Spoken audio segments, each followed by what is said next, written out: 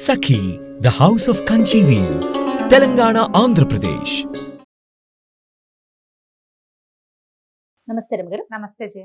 రమగారు, మనకి దసరా పండుగ శరన్నవరాత్రులు చేసుకుంటాం. అయితే తెలంగాణ రాష్ట్రంలో బతుకమ్మ చేస్తారండి. తెలంగాణ రాష్ట్ర పండుగ కూడా అవును. చాలా చక్కగా అందరూ గుమిగూడి స్త్రీలంతా కూడా చక్కగా చేసుకునే పండుగల్లో బతుకమ్మ ఒకటి. అవును. దసరా శరన్నవరాత్రులు ఎలా చేస్తాము, ఎప్పటి నుంచి మొదలైంది అనే దానికి ఒక చరిత్ర ఉంది. బతుకమ్మకు సంబంధించి కూడా కొన్ని చరిత్రలు ఉన్నాయి కదా, వాటి గురించి ఒకసారి మాట్లాడుకుందామండి. మహాలయ పక్షాల చివరి రోజు పెద్దల అమావాస్య, పితృ అమావాస్య, మహాలయ అమావాస్య, ఈ ప్రాంతంలో పెత్రామాస అంటారు దాన్ని. పితృ అమావాస్య లేదా పెద్దల అమావాస్య, అమావాస్య రోజు నుంచే మన బతుకమ్మ పండుగలు మొదలవుతాయి. మీ అమావాస్య నాడే మొదలు పెట్టడానికి గల కారణం ఏమిటనేది నేను ఎక్కడ సెర్చ్ చేసినా నాకు తెలియలే. మామూలుగా అమావాస్య మనకు పనికిరాదు. అవునండి, దేనికి పనికిరాదు. మన ప్రాంతంలో అసలు లేదు. తెలుగు రాష్ట్రాల వాళ్ళు అమావాస్యని ఎప్పుడూ ఇదిగా చేసుకోరు. కానీ పెద్దలకి పెట్టుకునే అమావాస్యగాను, అమ్మని కూర్చోబెట్టే అమావాస్యగాను ఈ అమావాస్య చెప్తారు ఈ ప్రాంతంలో, తెలంగాణ ప్రాంతాల్లో. ఈ అమావాస్య రోజున పెత్రామాస రోజునే అమ్మవారిని ఏర్పరుస్తారు. ఈ అమ్మని ఏర్పరచడానికి విగ్రహము వ్యవహారము కాకుండా పువ్వులే ప్రకృతి ఆరాధనగానే కనపడుతుంది మనకి. మట్టితోటి బొడ్డెమ్మని చేస్తారు, గౌరమ్మని.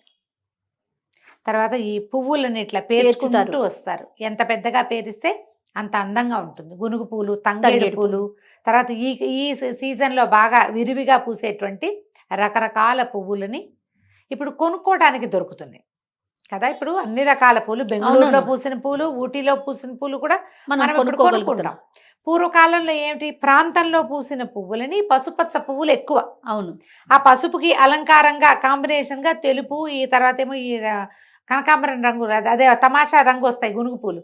ఆ రంగు పువ్వులని, తెల్లటి పువ్వులని పెట్టి ఒక రంగు అది, ఒక రంగు ఇది, వీటిని పేర్చి మేరువులాగా ఇట్లా పైకి తీసుకొస్తే ఈ మేరువు అనగానే మనకు ఒకటి స్ట్రైక్ అవుతుంది, శ్రీచక్రం. అవునండి, ఇది ప్రాకృతికమైనదిగా చెప్పబడుతుంది. గౌరి కూడా ఇప్పుడు మనం ఏ పండగలో అయినా సరే గౌరీ ఆరాధన చేస్తాం. ఏం చేస్తాం, పసుపుని బాగా కలిపి ఇట్లా కోపులాగా చేస్తాం, ఓ పసుపు బొట్టు పెడతాం 3 పక్కల. ఇది కూడా గౌరీ ఆరాధనే.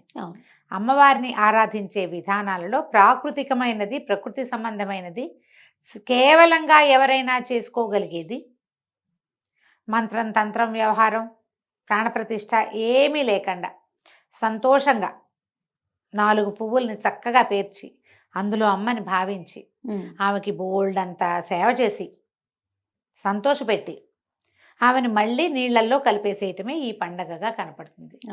దీనికి ఏం చేస్తారు, ఇది స్త్రీల పండుగగానే కనిపిస్తుంది ఎక్కువగా. ఈ పువ్వులను పేర్చటము తొలి రోజు నుంచి ఆ చుట్టూతా స్త్రీలందరూ ఒక చోట చేరి సామూహికంగా ఆమెను ఆటపాటలతోటి గౌరీదేవిని అలరిస్తారు. రోజుకొక నైవేద్యం చొప్పున సమర్పిస్తారు. ఇది పెద్ద పెద్ద ప్రాంత వ్యవహారంగానూ ఉంటుంది. వేల మంది ఒకే చోట గుమిగూడి చేసుకుంటారు. ఒక లైన్లో, ఒక వీధిలో ఓ 10 ఇళ్ల వాళ్ళు ఉంటే 10 ఇళ్ల వాళ్ళు కలిసి చేసుకునేది గాను కనపడుతుంది. కుల విచక్షణ లేదు, అందరూ చేసుకునేదే. ఇందులో మంత్రతంత్రాల వ్యవహారం ఏం లేదు కదా. అవును, సులువు.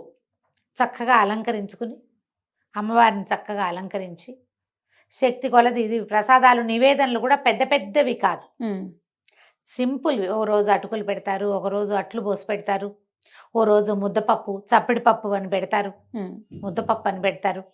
తర్వాత ఏమో మలీదా అని ఒక ప్రత్యేకమైనది, గోధుమ చపాతీలు చేసి, చపాతీలని కాల్చేసిన తర్వాత చక్కగా గ్రైండ్ చేసి మెత్తటి దంచి దాంట్లో బెల్లము అవి కలిపి లడ్డూలు చేస్తారు.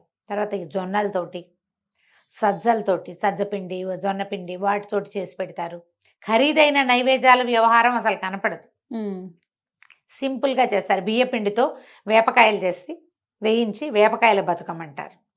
ఈ మధ్యలో ఈ 8 మొత్తం 9 రోజుల పండుగ. పెత్తరమావాస్య నుంచి మొదలుపెట్టి దుర్గాష్టమి దాకా గౌరీ ఆరాధన చేసుకుంటారు.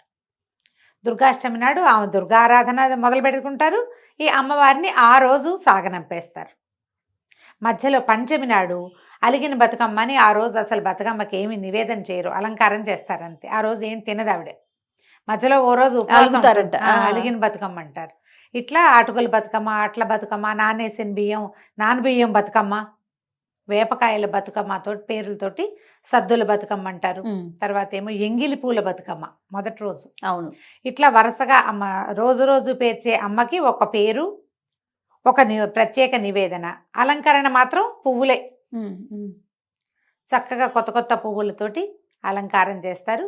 చివరికి అమ్మని సాగనంపుతారు. ఈ బతుకమ్మని సాగనంపేటప్పుడు మట్టితోటో పసుపుతోటో బొడ్డెమ్మని చేసి ఆమెను కూడా పంపిస్తారు.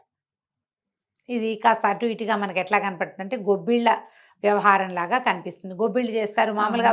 నెల రోజులు ధనుర్మాసంలో గొబ్బిళ్ళు పెడతారు. ఒకరోజు సందె గొబ్బిళ్ళని ఈ గొబ్బి దేవిని పెడతారనమాట. సందె గొబ్బిళ్ళు గొబ్బెమ్మని పెట్టడము. తర్వాత ఈ ఒక పీట మీద పెట్టి చుట్టూతో ఆడపిల్లలు ఆడుతూ పాడుతూ చప్పట్లు కొడుతూ గౌరీ ఆరాధన. అదొక చిత్రమైన ఆరాధన అనమాట. గోపి అనగానే మనకేమిటంటే మన గోదాదేవిని ఆరాధించినట్టుగా. ఒక కన్య భగవంతుడిని ప్రేమించి వివాహం చేసుకునే కథ చెప్పుకుంటాం అప్పుడు మనం. అవునండి. ఆమెని ఆరాధనలో భాగంగానే అది చేస్తారు. భగవంతుడు భక్తుడు అని ఓ తల్లి గొబ్బెమ్మ, ఓ పిల్ల గొబ్బెమ్మ, పెద్ద గొబ్బెమ్మ రంగనాథుడు, చిన్న గొబ్బెమ్మేమో గోదానాయకి రంగనాయకి గోదాదేవని. ఇలా అది ఎట్లా చేస్తామో ఇంచుమించుగా ఇది కూడా అట్లాంటిదే. అయితే ఇప్పుడు తెలంగాణ రాష్ట్ర ఆవిర్భావం తర్వాత దీన్ని రాష్ట్ర పండుగగా చేశారు. ఖండాంతరాలకి కూడా వ్యాప్తి చెందింది. అప్పుడు కేవలము ఈ ప్రాంతంలో మాత్రమే, ఊళ్ళల్లో మాత్రమే, టౌన్లలో ఏదో కొద్ది మంది వాళ్ళు కలిసి చేసుకునేటట్టుగా ఉండేది. ఇప్పుడు ఈ ఖండాంతర ఖ్యాతి రావటంతో అమెరికాలో కూడా బతుకమ్మలే. అమెరికాలో బతుకమ్మ ఉంది, రష్యాలో మా ఇండియన్స్ ఎక్కడ తెలంగాణ ప్రాంతవాసులు ఉంటే అక్కడ బతుకమ్మ. ఈ బతుకమ్మ ఈ ఆరాధన ఏముంది? పుష్పాల పువ్వులు పేర్చటము, పాటలు పాడటము, అమ్మని సంతోష పెట్టడమే కదా బాజా భజంత్రీలతోటి. ఈ బాజా భజంత్రీలతో చేసేది అందరూ మాలాంటి వాళ్ళు కూడా ఫ్రెండ్స్ వాళ్ళు వీళ్ళు ఉంటే, స్నేహితులు చుట్టుపక్కల వెళ్ళేవాళ్ళు, వీళ్ళందరూ ఆడుతుంటే మనం కూడా ఏముంది ఒక ప్రసాదం చేసి పట్టుకెళ్ళటం, మనం కూడా ఆరాధనలో పాల్పంచుకోవటం. ఇది ఏంటంటే పూర్వము దాదాపుగా ఒక 1000 సంవత్సరాల నుంచి ఉన్నది. అప్పుడు ఈ తెలంగాణ ప్రాంతం అంతా దొరల కాళ్ళ కింద నలిగిపోతూ ఉండేది సమాజం. ముందట ఇది 1000 సంవత్సరాల నుంచి జరగడానికి ఒక చారిత్రక ఆధారం ఒకటి చెప్తారు. ఈ ప్రాంతంలో చోళులు వీళ్ళు రాజ్యం చేస్తుండేవాళ్ళు 1000 సంవత్సరాల క్రితం.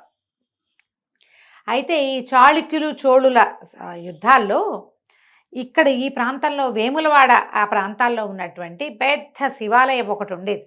ఇప్పుడు రాజరాజేశ్వర స్వామి ఉన్నాడు కదా వేములవాడి, అట్లాగే ఉంటే ఈ తన ఒక సారస్వతుడు అనే రాజు దీన్ని గెలిచి రాజరాజ చోళుడు వీళ్ళ గురించి చెప్తారు. ఈ శివలింగాన్ని పెకలించుకు తీసుకుపోయి తంజావూరు తీసుకెళ్ళారు. వాళ్ళ రాజ్యం అక్కడ వీళ్ళ మీద యుద్ధం చేసి తీసుకెళ్ళిపోయారు శివలింగాన్ని. ఇది చాలా పుస్తకాల్లో కనపడుతుంది. ఇది ఎంత మటుకు ప్రామాణికమో నాకు తెలియదు, కానీ ఈ విషయం మాత్రం ఒక 5-6 చోట్ల నేను చదివాను. ఈ శివలింగాన్ని అతిపెద్ద శివలింగాన్ని తరలించుకుపోయి తంజావూరులో ప్రతిష్ఠ చేశారు. బృహదీశ్వరాలయం చెప్పుకుంటాం కదా. అవునవును. అయితే పార్వతీదేవి ఉండిపోయిందట ఆ దేవాలయంలో ఉన్న అమ్మ ఇక్కడే ఉండిపోయింది. శివుడు లేని పార్వతిని, బృహత్తమ్మ దుఃఖాన్ని తగ్గించడం కోసం వీళ్ళు ఇలా పువ్వులు అలంకారం చేసి ఆమెని సంతోషపెట్టేవాళ్ళు. బృహత్తమ్మ నుంచే బతుకమ్మ వచ్చిందని ఒక వాక్యాలు వినపడతాయి. బృహదమ్మ ఆవిడ పేరు. బృహదీశ్వరుడు వెళ్ళిపోయాడు, పెద్ద శివలింగం. అమ్మవారు ఇక్కడే ఉండిపోయిందని అమ్మవారిని తీసుకెళ్ళలేదు వాళ్ళు. అందుకని ఆమె దుఃఖాన్ని తీర్చడానికి ఇలా 9 రోజుల పాటు పువ్వులతోటి అలంకారం చేసి అవి ఎట్లా 2 మేరుగులుగా చేసేవాళ్ళట. ఇట్లా మట్టితోటి పైకి చేసి శివుడు పార్వతి అర్ధనారీశ్వర తత్వాన్ని ప్రతిబింబించేలాగా ఆ రెండింటినీ కలుపుతూ పువ్వులు చుట్టి ఆమె కోసమని ఈ అర్చన చేసేవాళ్ళని ఒక మాట ఉన్నది. అయితే క్రమంగా ఏమైంది, మనం ఇది వచ్చే దొరలు ఇక్కడంతా వచ్చే రజాకార్ల మూమెంట్లు వాటి ముందంతా కూడా ఈ ప్రాంతాల్లో ఏంటంటే విపరీతమైన దాస్యాలు ఉండేవి. ఒకళ్ళు ఒక 10 రూపాయలు అప్పు చేస్తే వాళ్ళ జీవితం అంతా వాడు అక్కడ వాళ్ళ దగ్గర గడిలో పనిచేయాల్సిందే. అవును. వాళ్ళ కాళ్ళ కింద పడి నలిగిపోయేవాళ్ళు, అన్ని రకాలుగాను వాళ్ళని వాడేసేవాళ్ళు, తరతరాలుగా వాడేవాళ్ళు పాపం. అయితే ఈ జరుగుతున్న క్రమంలో వీళ్ళకి కొంచెం ఒక సంతోషకరమైన వ్యవహారం కోసం ఎక్కువ ఖర్చు లేని ఈ పండగ విధానం మొదలుపెట్టారని చెప్తారు. ఆ పువ్వులు అవి చూసి అమ్మవారిని కీర్తిస్తూ ఒక పండగ చేసుకోవడానికి ఆట విడుపుగా ఉండేదని అదే చెప్తారు. ఇప్పుడు జొన్న కంకులు ఫుల్గా కంకులు పోసుకొని ఉంటాయి. పైగా ఈ వర్షాకాలం కదా, ఇది వర్షం వెళ్ళి ఇలా శరత్కాలం వచ్చేసరికి కదా, అదేగా ఇప్పుడు మనం శ్రావణ భాద్రపదాలు వర్ష ఋతువు, ఇక ఊరంతా ఆకుపచ్చగానే ఉంటుంది. ఈ గునుగు పూలు, గేదంగి పూలు, తర్వాత ఏమో ఈ తంగేడు విపరీతంగా పుష్పించి ఉంటాయి. ఆ పుష్పించిన వాటిని చూస్తే గౌరీదేవిని కనపడుతున్న పసుపు పచ్చదనంలో పచ్చటి పువ్వులు, ఆ పసుపు పువ్వులని పేర్చి ఈ రకంగా గౌరీ ఆరాధన చేయటం అనేది మొదలుపెట్టి ఉండొచ్చు. ఎంత కాదన్నా ఇది బతుకమ్మ పండగ 1000 ఏళ్ల నుంచి చేస్తున్నారట. తర్వాత ఇక్కడ ఏమయ్యేదట, ఈ పిల్లల్ని ఎక్కువ మంది ఆడపిల్లలు పుట్టినా కూడా ఆడపిల్లలు వాళ్ళ చేతుల్లో వీళ్ళ చేతుల్లో దొరికిపోవటమే కదా, దాంతో సూసైడ్ చేసుకునేవాళ్ళు, పిల్లల్ని చంపేసేవాళ్ళు. దుఃఖం, ఈ పోగొట్టుకునే దుఃఖం చిన్నది కాదు చూడు. అవును కదండి. అందుకని చావద్దు, బతికుండమని బతుకమ్మ బతుకమ్మ అని బతకమని ఇట్లా పూజ చేసుకునేవాళ్ళు. ఈ బతుకమ్మ పండగ కోసం వేరే ఊళ్ళకి వెళ్ళిపోయిన ఆడపిల్లల్ని కన్నవారింటికి తెచ్చుకునేవాళ్ళు. ఇందులో పెద్ద హడావిడే ఉంది, చక్కగా అందరూ కలిసి పాటాపద్యం పాడుకోవటమే కదా. స్త్రీల కష్ట సుఖాలు, పువ్వులు వాటి సౌందర్యము, అమ్మవారు ఆమె యొక్క దయ పాటల్లో అవే ఉంటాయి. తలా ఒక పువ్వు వేసి తీరొక్క పువ్వు వేసి అంటారు, అంటే రకానికి ఒక పువ్వు చొప్పున ఒక వరసలుగా పేర్చుకోవటం. పేర్చి తేలికగానే పూజ చేసుకునేవాళ్ళు. ఇప్పుడు క్రమంగా ఏమైందంటే తెలంగాణ సంపన్న రాష్ట్రంగా మారింది, అందరికీ పండగ చేసుకునే అవకాశం లభించింది. మనం సామూహికంగా పండగ చేసుకుంటున్నాము. వీడు ఎక్కడ కుదిరితే అట్లా చేస్తాం. చక్కగా అందరూ ఆడపిల్లలు అలంకారాలు చేసుకుని పుట్టిళ్ళకి వచ్చి, కోడళ్ళు ఉంటారు, కోడళ్ళు వాళ్ళ పుట్టింటికి వెళ్తే కూతుళ్ళు మన ఇళ్ళకి వస్తారు కదా. అందరూ కలిసి ఒకే చోట ఈ పండుగను జరుపుకోవటం ఆనవాయితీగా కనపడుతుంది. చుట్టుపక్కల ఇళ్లలో ఎవరైనా చేస్తే మీరు కూడా ఒక అడుగేసి ఒక దండం పెట్టుకోండి, అంతే కదా. మనం ఈ విధానం అంతా చేయలేకపోవచ్చు, మనకు రాదు, మన ప్రాంతాలకి రాదు, కొన్ని ప్రాంతం వాళ్ళకి రాదు, కొంతమంది చేస్తారు ఆ పండగ. ఆ పండగ చేసేటప్పుడు మన స్నేహితులు చేసుకుంటున్నప్పుడు మనం కూడా ఒక గౌరీదేవి పూజ తప్పిస్తే ఇంకా అందులో ఇంకా వేరేదేది లేదు. ఒక నమస్కారం చేసుకుందాం. బతుకమ్మకి జై. రైట్. నమస్తే గారు. నమస్తే జై. Anchors Jewelry courtesy by Mukunda Jewelries.